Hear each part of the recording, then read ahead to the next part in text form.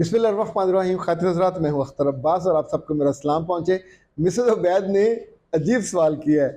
وہ کہتے ہیں کہ میری شادی کو 20-22 سال ہو گئے ہیں. میں نے کم ہی کسی شادی شدہ مرد کو آپ کی طرح مطمئن دیکھا ہے. ساتھ انہوں نے ماشاءاللہ کہا 2 دفعہ، تو شکریہ اس ماشاءاللہ کہنے کا. انہوں نے پوچھا کیا وجہ ہے آپ کے چہرے پہ یہ جو خوشی اور اطمینان ہے، یہ کس بات کا ہے؟ ساتھ ہی سوال کیا یاسمین صفدر نے کہ سر، اللہ میاں میری تو بات نہیں سنتے اور میں اپنے اللہ میاں سے بہت ناراض ہوں، اور میں کیا کروں کہ میری بات وہ سنیں؟ یہ دونوں سوال دل کو لگتے ہیں جا کے. اچھا، اس کا شاید تعلق آپ کے بلیف سسٹم سے ہے. آپ کیسے سنتے ہیں؟ دنیا میں میرے رب سے زیادہ محبوب، پیارا، عزیز، شاندار اور کائنڈ کوئی اور چیز ہو نہیں سکتی. ماں باپ بھی نہیں ہو سکتے. یعنی وہ خود کہتا ہے میں ان سے 70 گنا زیادہ ہوں.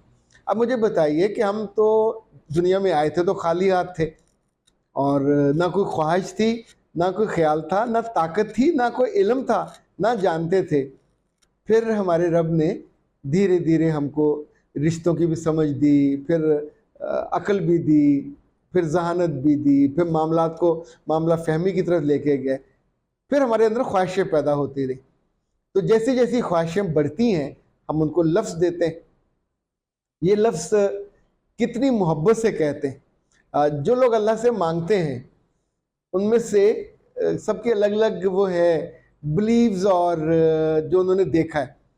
کچھ لوگ کہتے ہیں کہ اللہ سے اس کی تعریف کر کے مانگنا چاہیے. کچھ بزرگ کہتے ہیں کہ آپ کو ہر نماز کے بعد سجدے میں الحمدللہ رب العالمین، الحمدللہ رب العالمین، اے دنیاوں کے مالک، اے ہمارے رب، صرف تیری تعریفیں، اور 7 دفعہ کہنا چاہیے، روز کہنا چاہیے. کچھ کہتے ہیں کہ جو آپ نفل پڑھتے ہو یہ سارے ہیں ہی شکرانے کے. نفل تو ہوتا ہی شکرانے کا. ہمارے ایک دوست ہیں، اللہ نے ان کو بہت عطا کیا اور ان سے میں نے یہ سیکھا. وہ کہتے تھے کہ جب میں نے اللہ سے کوئی چیز مانگنی ہوتی ہے تو میں 2 نفل یا کبھی 4 نفل، وہ کہتے تھے زیادہ مجھ سے نہیں پڑھے جاتے، تو میں حد 10 تک، وہ جو ہوتا ہے نا منت مانگنا کہ اے اللہ یہ میرا کام کر دے، تو میں 10 نفل پڑھوں گا، 8 پڑھوں گا، 4 پڑھوں گا. تو کہنے کہ پھر میں یہ منت ماننے کے فوراً بعد ہی وضو کرتا ہوں اور نفل پڑھ ڈالتا ہوں. تو میں نے پوچھا وہ کیوں؟ کام تو بھی ہوا نہیں. وہ کہتے ہیں انفیکٹ کام تو ہو جانا ہے، کام تو بلیف سے ہونا ہے. تو جب فرشتہ جا کے اللہ کو بتائے گا کہ سر اس بندے نے تو نفل بھی پڑھ دیے ہیں، تو اللہ بھی مسکرا کے اس کے خواہش پہ لکھ دے گا گرانٹڈ، اس کو دے دی جائے، بلکہ 10% اور بھی زیادہ دے دیا جائے. سورہ مریم جن لوگوں نے پڑھی ہے، اس میں جو حضرت الیاس ہیں ان کی ایک دعا ہے، وَلَمْ يَكُنْ بِدُعَائِكَ رَبِّ شَقِيًّا. میں ایسا خوش بخت ہوں کہ میں نے اللہ سے جب بھی مانگا، جو مانگا اس نے مجھے کبھی انکار ہی نہیں کیا. آپ سوچئے کہ کیا انہوں نے دنیا کی پوری دنیا مانگ لی ہوگی، پوری طاقت، پوری دولت اور پورے رشتے؟ ایسا تو نہیں ہوتا. پر یہ آپ کا دل ہے جو طے کرتا ہے کہ آپ کتنے لالچی ہو اور کتنا لینے کے بعد اپنے شکر کرنا ہے کہ میں نے لیا. بہت آسان میں نے دیکھا ہے وہ، چونکہ میرے اپنے بہت سارے دوست ایسے ہیں.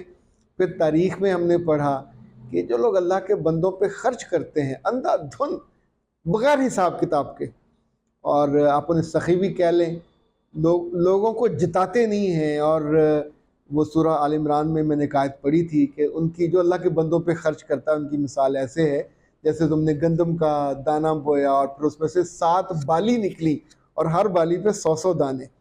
کہتے ہیں حضرات یقین بندے کا ہو تو 700 گنا، 800 گنا، 1000 گنا. یہ تو رب ہے، وہ جس کو جتنا چاہے بڑھا دے.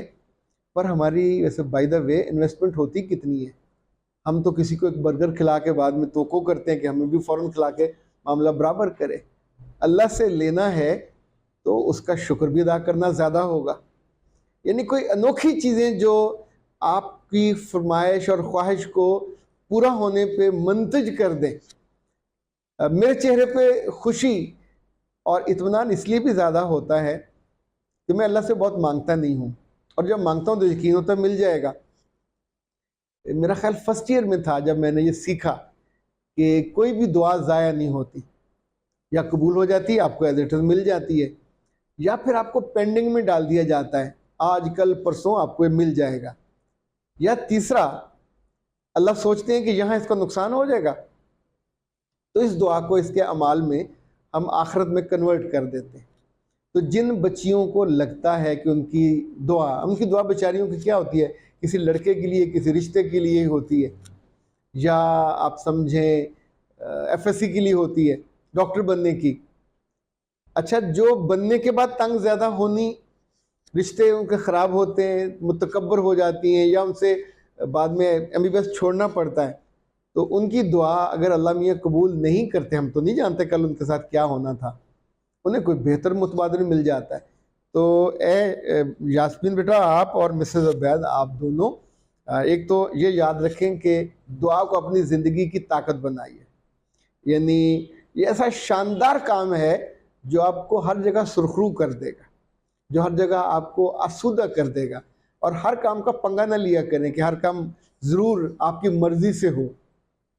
کچھ چیزوں کو اللہ پہ چھوڑ دینا چاہیے کہ سر میری خواہش یہ ہے، آپ اس کو کر دیجئے، اس سے بہتر دے دیجئے، اس جیسا دے دیجئے۔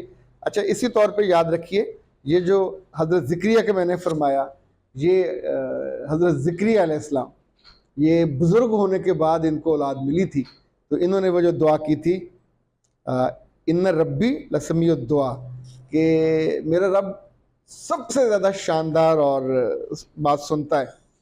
حضرت علی کہتے تھے کہ میں نے اللہ کے رسول سے سنا کہ جوتے کے تسمہ بھی اس سے مانگا کرو، یعنی یہ بالکل چھوٹی چھوٹی چیز، اور اللہ کے نزدیک سب سے زیادہ جو باعزت لوگ ہیں وہ ہیں جو دعا مانگتے ہیں۔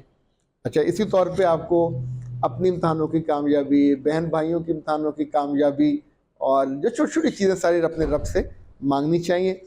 ناجائز اور نامناسب کا بندے کو خود پتہ ہوتا ہے کہ میں نے مانگنی ہے کہ نہیں مانگنی۔ جتنے خلوص سے، جتنی محبت سے، جتنے یقین سے، اردو میں کہتے ہیں تجکن سے آپ مانگیں گے، یہ تو آپ اماں سے بھی کہیں اماں پلیز آج یہ چیز بنا دیں، تو ہو جاتی ہے۔ اللہ سے جب آپ اتنے تجکن سے، دعا سے پہلے اگر آپ معمول بنا لیں 2 نفل شکرانے کے یا حاجت کے پڑھنے کے، تو بھی میں نے دعاؤں کو کبھی رد ہوتے نہیں دیکھا۔ وہ جو میرے دوست والی میں نے مثال دی، وہ بھی آپ کے کام آ سکتی ہے۔ ربنا آتنا فی الدنیا حسنہ وفی الآخرۃ حسنہ وقنا عذاب النار، یہ دعا بھی بہت شاندار ہے، یہ آپ کو عام طور پہ مانگتی رہنا چاہیے، یہ کمپریہنسو دعا ہے۔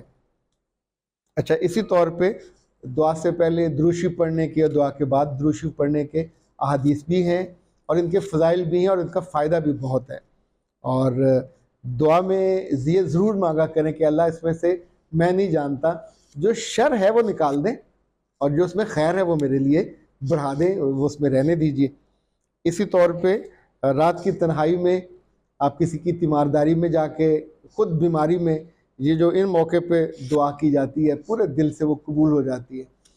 اگر ایگزام میں کامیابی نہیں ہو رہی، وہ آپ کسی جگہ داخلے کی، یا کوئی رشتہ نہیں مل رہا، تو اللہ سے ناراض ہونے کی ضرورت نہیں ہے، سمپل آپ اس سے بہتر، اس کا متبادل یا الٹرنیٹیو جو ہے وہ مانگ لینا چاہیے۔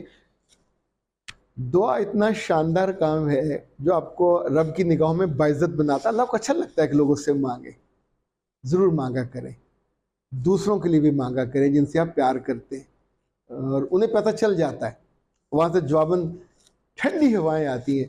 میں لوگوں کے لیے جب میرے پاس وہ آتے ہیں کونسلنگ کے لیے، تو دل سے پوری دعا کرتا ہوں۔ جو بچیاں جنہوں نے اپنی ٹریٹمنٹ کرانی ہوتی ہے ورجینٹی کی، تو ان کے لیے بھی میں بالخصوص دعا کرتا ہوں کہ اللہ ان کا پردہ رکھنا، اور اپنے گھر میں جا کے ہنستے بستے خوشی سے اس پروسیس سے گزر جائیں۔